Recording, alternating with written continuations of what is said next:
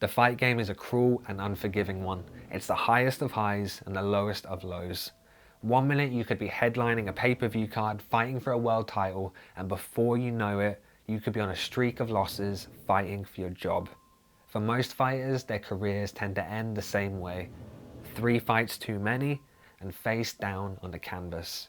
Here are 3 fighters that didn't know when to stop. Number 1, Marlon Moraes. Moraes had a very respectable record of 23-6 in 2020, and now in 2023, he has 23 wins and 12 losses, being finished in his last 6 fights. Let's take a look at them. October 10th, 2020, Corey Sandhagen knocks him out in the 2nd round with a wheel kick and follow-up punches. December 19th, 2020, Rob Font TKOs Moraes in the 1st round. September 25th, 2021, Moraes returns against Merab Dvalishvili and Merab TKOs him in the 2nd round. You know your chin is shot when Merab is finishing you.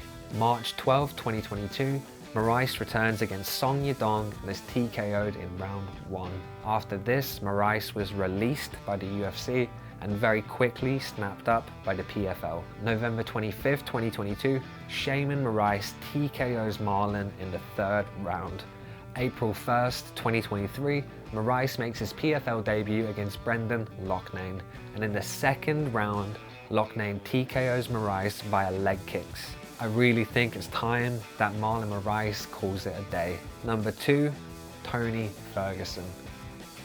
And this one hurts. Tony Ferguson had a record of 25 wins and 3 losses back in 2020, and now in 2023, he has 25 wins and 8 losses. Tony Ferguson was on the cusp of becoming an undisputed UFC champion. He went on a legendary 12-fight win streak that lasted 6 years, and then Ferguson ran into Justin Gaethje. May 9th, 2020, Ferguson is set to take on Justin Gaethje for the interim lightweight championship, and Tony took an ungodly amount of damage in this fight. In the closing minutes of the 5th round, the ref waves it off. It's a TKO win for Justin.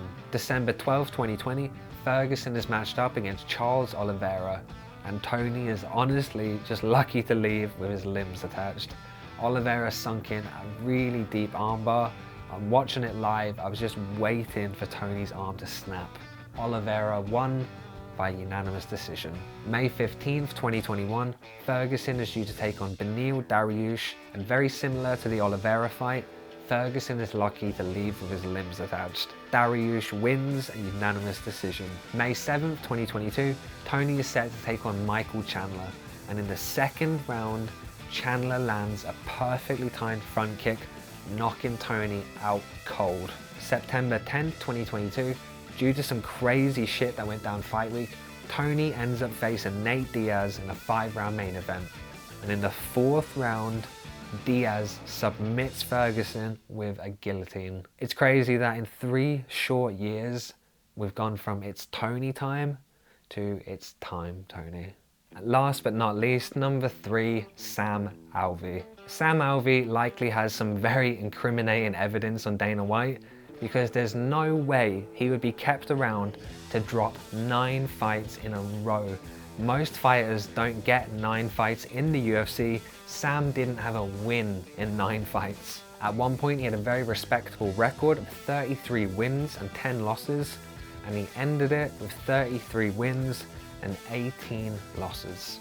Let's have a look at them. September 22nd, 2022, Antonio Nogueira TKOs Alvey in the 2nd round. February 9th, 2019, Jimmy Crute TKOs Alvey in round 1. July 20th, 2019, Alvey loses via split decision to Klidson Abreu. May 9th, 2020, Alvey loses via split decision to Ryan Spann. October 24th, 2020, Alvey takes on Dawood John and loses via split decision. October 10th, 2021, Alvey takes on Julian Marquez and he's submitted in the 2nd round with rear naked choke. August 28th, 2021, Alvey takes on Wellington Turman and he loses via split decision.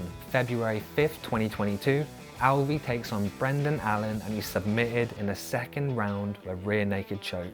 Finally, August 6, 2022, Alvey takes on Michal Oleksiejczuk and he's knocked out in the 1st round and released by the UFC. There are 3 fighters that didn't know when to stop. Please comment down below and let me know any other fighters you think need to call it a day, or fighters that just hung around way too long. And subscribe if you enjoy MMA content. Thank you so much.